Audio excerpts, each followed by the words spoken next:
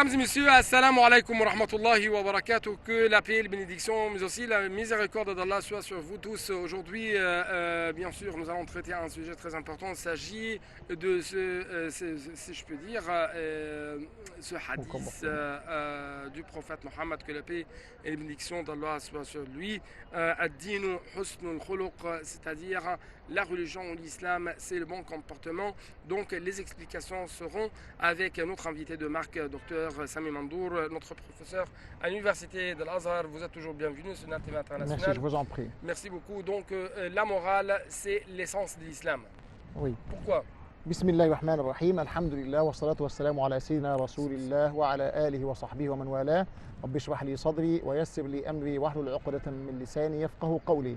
Sujet dont vous avez déjà parlé, le bon comportement, c'est l'essence même de l'islam, oui. Puisque, comme le dit le prophète sallallahu alayhi wa sallam dans un hadith très important, quelqu'un qui est venu auprès du prophète sallallahu alayhi wa sallam, un compagnon qui est venu auprès du prophète pour lui poser une question. Et la question c'est quoi? Qu'est-ce que la religion? Oui. C'est quoi la religion? Et donc la réponse juste, directe, immédiate du prophète sallallahu alayhi wa sallam, la religion c'est le bon comportement. Ad-dinu husnul khuluqi. Donc l'homme qui a demandé, qui a posé la question, a déjà cru que peut-être il y a autre chose. Oui. Et donc il est venu, encore une fois, de la droite du prophète sallallahu alayhi wa sallam, en lui disant, encore une fois, qu'est-ce que la religion? Et le prophète sallallahu alayhi wa sallam a donné la même réponse en disant, la religion, c'est le bon comportement. Oui. Et une troisième fois, l'homme a déjà cru aussi que peut-être il y a autre chose que le bon comportement. Donc il a posé la question encore une fois en disant qu'est-ce que la religion? C'est quoi la religion? Et le prophète insiste toujours sur la même réponse en disant la religion c'est le bon comportement. Pour dire que la religion en tout c'est le bon comportement. Pourquoi? Là c'est une question très importante. Pourquoi? Parce que normalement quand on dit religion c'est plutôt bon comportement. Puisque la question qu'on doit poser tout d'abord, pourquoi Allah subhanahu wa ta'ala a envoyé du prophète?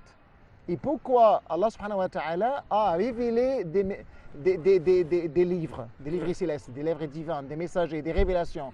Pourquoi il y a une révélation de la part d'Allah subhanahu wa ta'ala au prophète et messager? Quel est l'essence de ce message? Outre que l'ordre de n'adorer qu'Allah subhanahu wa ta'ala. C'est la première chose, l'adoration. Et deuxième chose, c'est le bon comportement, puisque c'est-à-dire l'adoration d'Allah, c'est pas uniquement quelque chose de dogme, quelque chose de foi, quelque chose d'intérieur. Mais cet intérieur-là doit se refléter sur l'extérieur. Oui, extérioriser sur le comportement. Oui, on doit extérioriser l'intérieur pour être clair, pour être transparent, pour être comme ça sur la vie de l'homme. Là, la religion, c'est la vie. La religion n'est pas loin de la vie. Si vous voulez être un bon musulman, là, le bon musulman, c'est pas dans la mosquée. Le bon musulman, c'est dans la mosquée et en dehors de la mosquée. Le bon musulman, c'est celui qui agit avec sa religion, avec les principes de sa religion dans la vie. Le bon musulman, c'est elle qui vit son quotidien de la manière déjà révélée dans le Coran et dans la sunna du prophète Mohammed sallallahu alayhi wa sallam. Raison pour laquelle, si vous essayez de voir bien, là vous avez un hadith très important du prophète sallallahu alayhi wa sallam. Innama bu'ithtu li utammima makarim al-akhlaqi. Là donc le prophète résume tout son message dans le perfectionnement de la morale. C'est-à-dire, je ne suis envoyé que pour parfaire le bon caractère.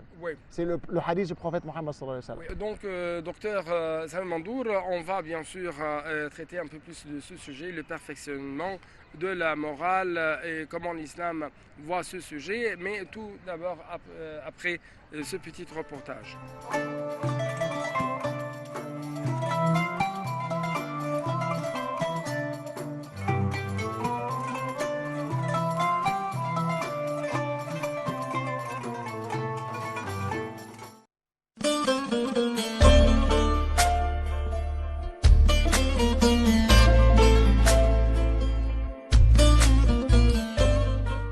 La religion islamique est à la fois une croyance et une législation.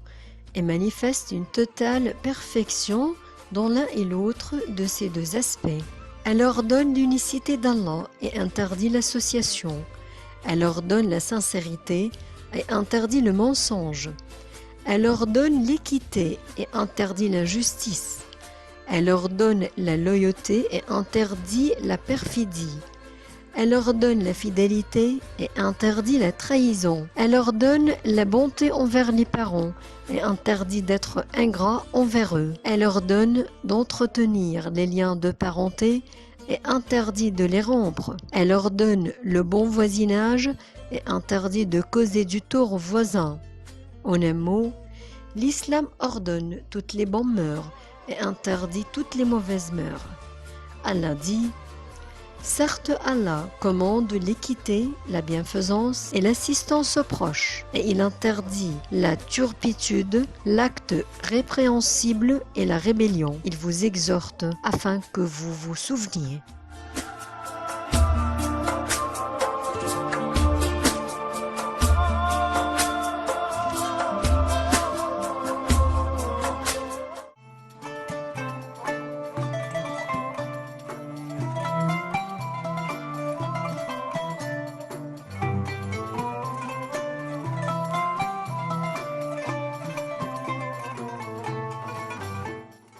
Donc, bien sûr, l'islam, comme vous venez de nous mentionner, docteur cher, notre cher invité, docteur Hassan Mandour, a, si je peux dire, accordé une place tout à fait distinguée pour les morales, pour le bon comportement.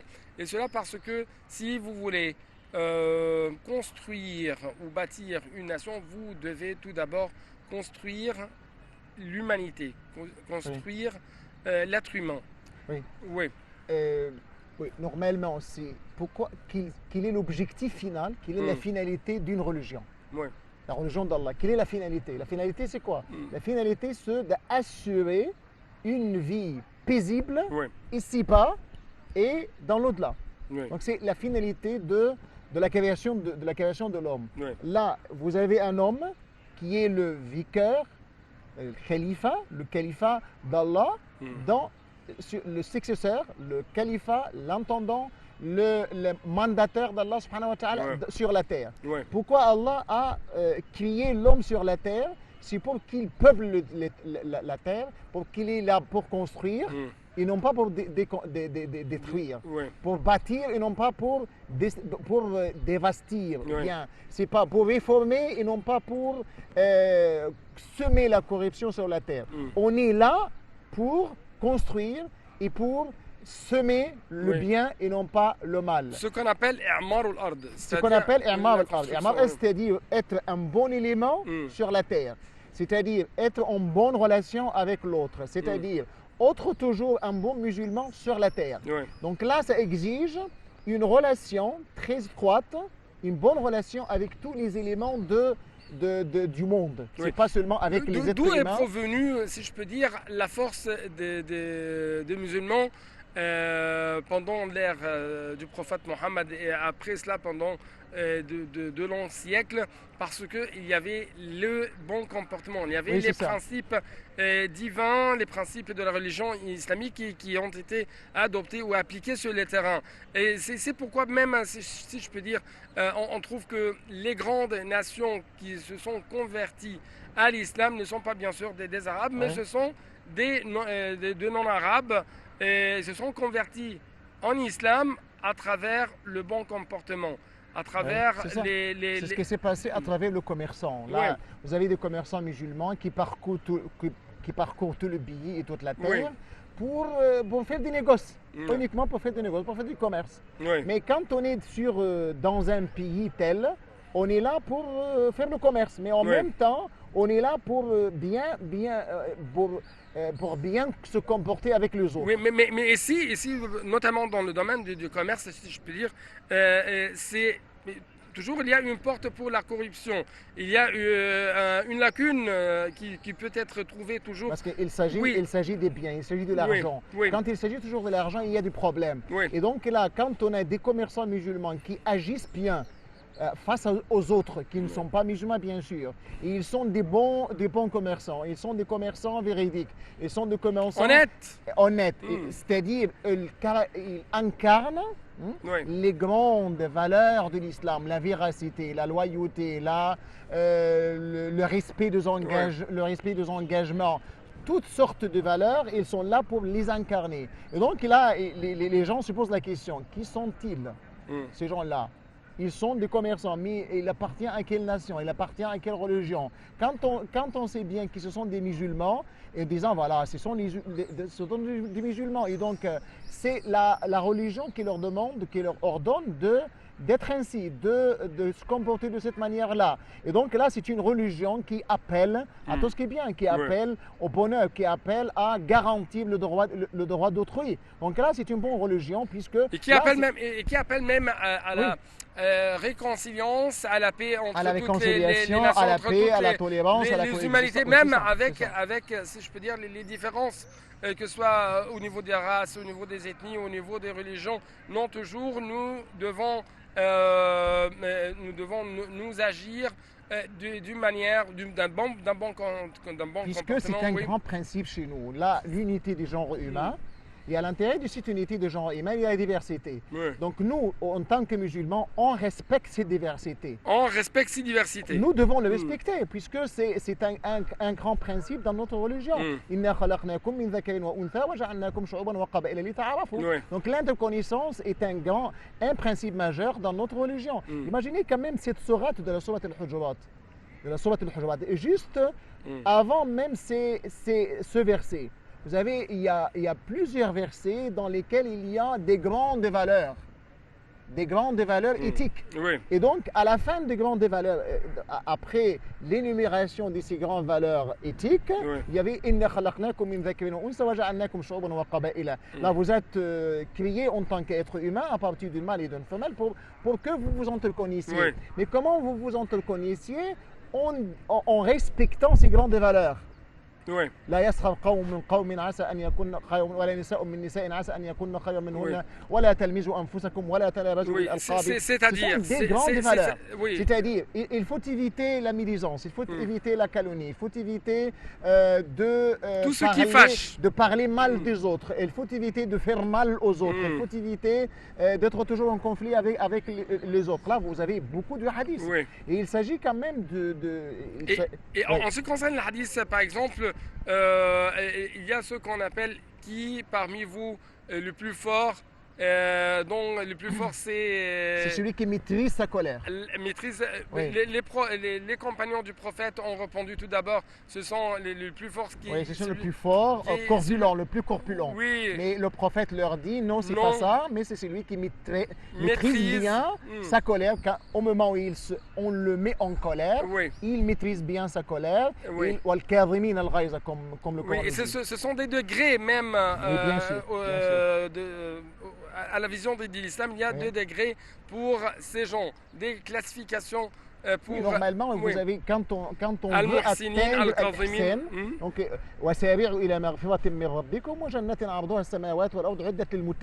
donc là, si vous voulez bien atteindre le degré de la piété, et la piété, ce sont les adorateurs d'Allah subhanahu wa ta'ala. Dans une autre sourate, vous avez sourate al-Rahman, wa ibadur rahmani. Dans une autre sourate, sourate al-Mu'minun aussi, qad aflaha al-mu'minuna. Donc, ont bien réussi ceux qui ont cru. Donc là, pour dire qu'ils sont les bons croyants, les vrais croyants, et qu'ils sont les vrais adorateurs d'Allah subhanahu wa ta'ala, et qu'ils sont les muttaqin, là vous avez toujours ce lien très étroit vous avez des éthiques, vous avez des morales, vous avez de nobles caractères. Là, dans le premier verset de la sourate Ali Imran,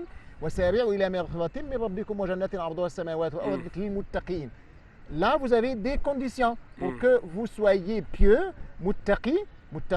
Vous avez d'abord ceux qui dépensent de leurs biens dans l'adversité comme dans le bonheur. Dans le cas de l'aisance où ils ont mènent déjà une vie aisée, ou bien dans le cas de l'adversité. Et tout à fait, même dans le Coran, on trouve que Allah, qu'il soit glorifié, lie toujours la croyance et l'acte. Oui, normalement. الإيمان والعمل الذين Foi آمنوا et acte. foi et acte. Oui, là, vous avez beaucoup de versets dans le Coran. Là, imaginez combien de versets coraniques on trouve. الذين آمنوا وعملوا الصالحات. Donc là, vous avez croyance, les gens qui ont cru, Oui. ceux qui ont cru, et ensuite, et ont fait des bonnes œuvres, Oui. ont accompli de bonnes œuvres. Donc là, il y a un acte très important, même pour les actes d'adoration. Vous avez là, sur le plan de la sphère individuelle, là, vous avez des relations avec Allah subhanahu wa ta'ala. Ce sont les cultes. Et ces cultes-là doivent avoir un effet positif sur le comportement de l'homme. Là, vous le trouverez dans le verset coranique et dans le hadith du prophète sallallahu alayhi wa sallam. Nous essayons de donner un seul exemple au moins. Là, dans le Coran, vous avez Inna salata tanha anil fahsha'i wa aqimis salat. Inna salata tanha anil fahsha'i wal munkar. Oui. Donc là, accomplis la salat, puisque la salat interdit de faire. Oui. Vous incite à ne pas Aide faire. à vous éviter de ne pas faire le mal. Oui. La turpitude, les actes blâmables. Donc là, si vous faites bien, vous accomplissez bien la salat, donc là, le résultat, ça sera quoi? Ça sera le bon comportement. Oui, C'est-à-dire, et bien sûr, il y avait, si je peux dire, une opinion prophétique en ce qui concerne une femme qui fait la salade et ainsi de suite, oui, fait là, la c'est prière, pour dire mais, ce lien intrinsèque entre les deux. mais, foi et acte. mais fait Oui. des Fait du mal, du mal à aux un autres. chat ou à une chatte. Oui. Et donc le prophète... aux voisins qu'est-ce qu'il a dit? et aux voisines et Eh ainsi bien, de à suite. sa voisine. Donc qu'est-ce qu'elle a dit le prophète? Oui. Elle est en enfer. Oui. Même si si elle a accompli la Et prière. même la oui, prière de nuit. même si elle a fait la prière. Oui. Donc elle a fait la prière, mais cette prière-là Ne reflète pas. n'avait pas un acte, un effet positif sur son acte-là. Là donc, cette relation avec le voisin, vous imaginez le hadith du prophète sallallahu alayhi wa sallam.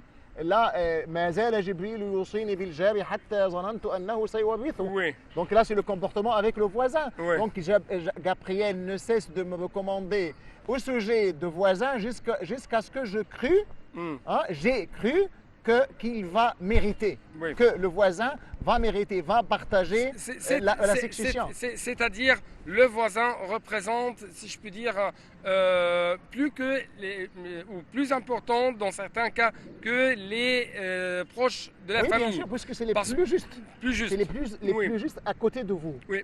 Mais quelle que soit Quelle que soit la religion, bien sûr. la religion, l'ethnie, et ainsi de Quel suite. que soit, puisque normalement, vous avez un autre hadith Oui. qui vous dit, si vous avez un voisin de votre confession, un voisin d'une confession autre que la tienne, Ah ouais. et un voisin proche. Ouais. Donc chacun de ces trois a déjà un droit. Ah ouais.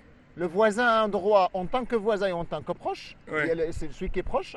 Le voisin musulman, il a un droit en tant que voisin et en tant que musulman. L'autre aussi, le voisin non musulman, a aussi un droit en tant que voisin. Ouais. En tant que voisin, Ouais. au sujet duquel Allah subhanahu wa ta'ala a recommandé le prophète d'être Oui. bon envers, à l'égard de voisins. Donc Oui. à l'égard de tout le monde, bien sûr, mais à l'égard du voisin en particulier. Donc là, pour dire enfin que un musulman qui n'a Oui. pas, qui n'a pas un bon comportement, c'est Oui. pas un vrai musulman. Oui, je crois que pour prendre une toute petite pause, notre collègue Shahnaz Ismail va nous accompagner à une mosquée et bien sûr elle va nous présenter cette mosquée.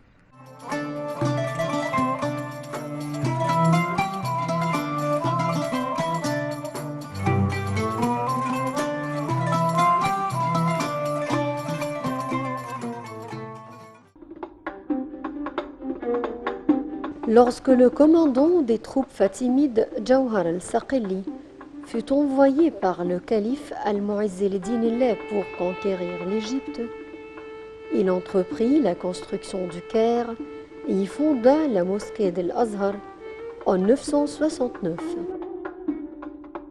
La construction de la mosquée s'étendit sur 2 ans.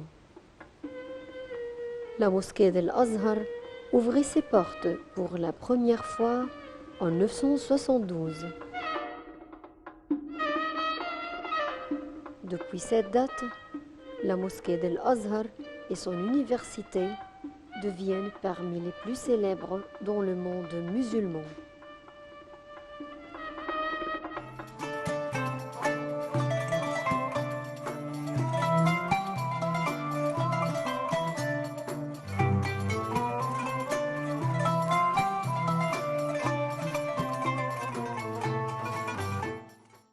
Donc, chers téléspectateurs, après cette petite pause dans l'une de nos mosquées, je dois bien sûr jeter la lumière sur ce qui a été qualifié par Sayyida Aïcha.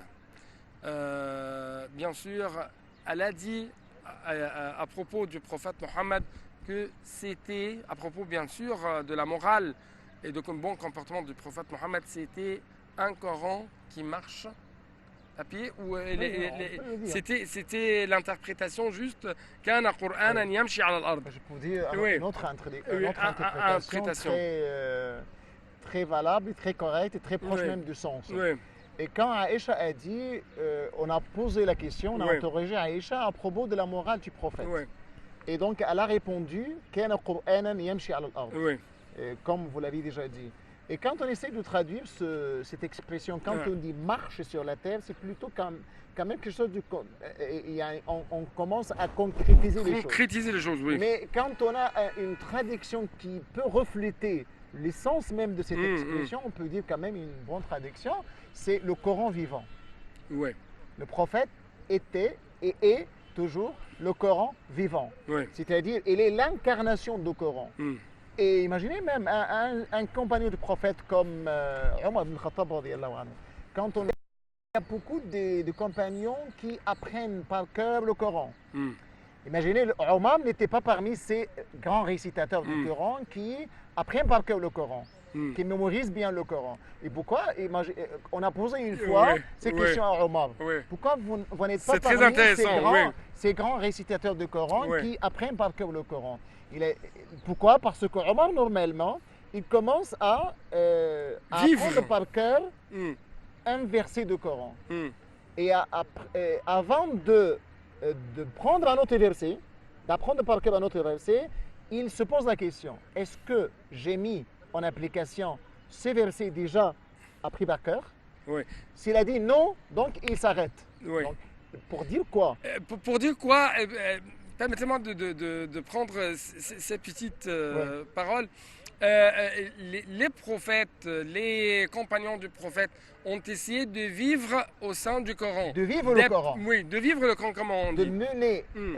pour une autre interprétation, de mener leur vie d'après les principes du Coran, Ouais. d'après les enseignements du Coran. Le d'après- sens même du Coran. Après, Ce n'est le pas sens, seulement une bien sorte sûr. de récitation Non, pas en sens de mais- récitation. oui. Oui, non, les et de récitations, bon sens, ainsi de c'est suite. bien, oui. c'est bien d'avoir des grands Oui.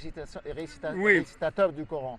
Mais le plus important, de trouver des gens qui vivent avec le Coran, Oui. qui vivent le Coran, Le qui sens. mènent leur vie d'après les principes, les enseignements, les prescriptions, Ouais. le commandement, les préceptes du Coran. Là, c'est le plus important pour les Ouais. musulmans. C'est pour cette raison on a même le sens, on va essayer de dire, le sens même le plus large de l'adoration, quand on dit al-ibada. Ah. C'est quoi al-ibada? L'ibada, ce n'est pas uniquement le culte, Non. les aspects culturels. L'ibada, c'est même, comment dirais-je, imaginez que quand le prophète sallallahu alayhi wa sallam dit وعندما يرفع اللقمة إلى في زوجته صدقة. Oui. Sadaqa, c'est-à-dire, C'est une aumône. là, on est sur la table Oui. maintenant Oui. et vous essayez de lever certains de manger pour que votre femme, votre épouse mange. Oui. Donc là, c'est un geste d'étiquette, Oui. un geste de, comment dirais-je, De bon comportement. de finesse. C'est tout à fait intéressant.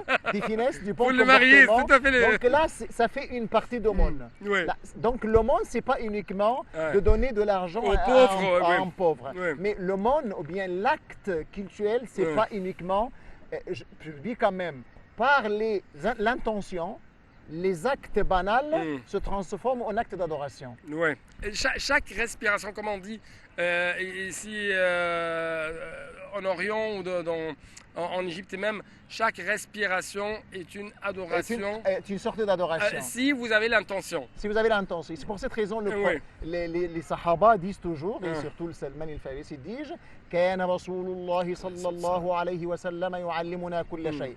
Le prophète sallallahu alayhi wa sallam nous apprenait toutes choses qui pourraient nous être utiles. Oui. Même comment faire notre toilette. Oui. comment faire nos besoins. Mm. Donc c'est toujours le... Donc L'islam, revenons à ce que- l'islam n'a pas laissé l'homme n'a rien laissé, Oui. n'a rien laissé.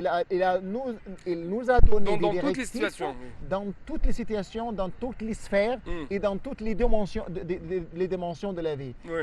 Raison pour laquelle on revient à ce qu'a dit le prophète, sallallahu alayhi wa sallam, Oui, ce qu'on a dit au premier de l'émission. Le prophète a dit, j'en suis envoyé que pour parfaire les nobles caractères. Ah. Puisque Allah l'a qualifié en disant wa innaka la'ala khuluqin azim. Sûr. Vous êtes bien d'un noble caractère. Oui, si je peux dire quand même sûr, c'est-à-dire au-dessus de noble caractère. Oui. S'il y a un noble caractère, vous, en tant que prophète, vous êtes au-dessus de ces nobles caractères. Oui. Donc, vous devez représenter, incarner, concrétiser ce noble caractère et Oui. au-dessus Toujours à la lumière de ce noble caractère, et pour clôturer cette édition, on dit, ou le prophète a dit que a qualifié ceux qui sont les plus bénéfiques. Oui, c'est ça. Pour- أقربكم مني مجلسا Hein? يوم القيامة أحاسنكم أخلاقا. Ah. Ceux qui sont les plus proches de moi au jour du jugement dernier, dans le paradis, ce sont les gens qui ont les bons caractères. Donc pour là, chaque musulman- Et ceux qui si je peux dire, ceux qui sont Ceux qui sont les anfa'akum, qui sont plus bénéfiques aux gens. Bien sûr, أنفعهم للناس. Hmm. خير الناس أنفعهم Oui. للناس. C'est-à-dire les meilleurs parmi les gens, ce sont les plus utiles pour les autres, Oui. pour autrui. Oui. Donc là, ce sont des bons caractères que tout musulman doit incarner. Là, le Coran, quand le Coran parle du prophète sallallahu alayhi wa sallam, وَلَوْ كُنْتَ فَظًّا غَلِيظَ الْقَلْبِ لَانْفَضُّوا مِنْ حَوْلِكَ. Oui. C'est-à-dire, si vous avez un bon caractère, un noble caractère, si vous êtes docile, si vous êtes miséricordieux, si vous n'êtes pas grossier envers les gens, si vous n'êtes pas ainsi, donc tous les gens Oui. devraient Oui. s'éloigner, Oui. se disperser de vous et loin de vous. C'est tout à fait parfait et intéressant. Je sais que je dois clôturer cette édition, mais avant cela, est-ce que nous pouvons dire que l'islam nous incite même à faire des bienfaisances à ceux qui la méritent et à ceux qui ne la méritent pas? Oui, c'est ça. Oui, Il y a même un, et il y a فعلوا- même un sens de hadith. Oui. اصنع المعروف في أهلي وفي غير أهلي أهلي. وفي غير أهلي. C'est-à-dire, faites le bien Faites le bien, oui. envers ceux qui le qui- méritent et ceux qui ne le méritent pas. Avec, Puisque oui. l'important, c'est de faire le bien. Oui, avec cette conclusion, je dois clôturer cette édition tout à fait distinguée parce que ce que vous venez de nous expliquer, c'est le perfectionnement vraiment Oui, euh, de la religion, de toute façon. de la religion, Si vous voulez de être bons un comportements. bon musulman, vous devez perfectionner votre morale, votre éthique, votre caractère. Vous devez vous doter du noble caractère comme l'a fait déjà le prophète Mohammed sallallahu alayhi wa sallam. Être comme le prophète. Oui. لقد كان لكم في رسول الله أسوة Un حسنة. exemple. Le prophète, c'est le bon exemple, le Oui. bel exemple à suivre pour Oui. tous les musulmans Oui. dans tout le monde. Je dois vous remercier infiniment. Je vous en prie. Merci beaucoup et suivez donc le bon exemple de l'humanité tout entière, le prophète Mohammed, que la paix et la bénédiction d'Allah soit sur lui. Alayhi Donc merci beaucoup pour votre fidélité. À la prochaine.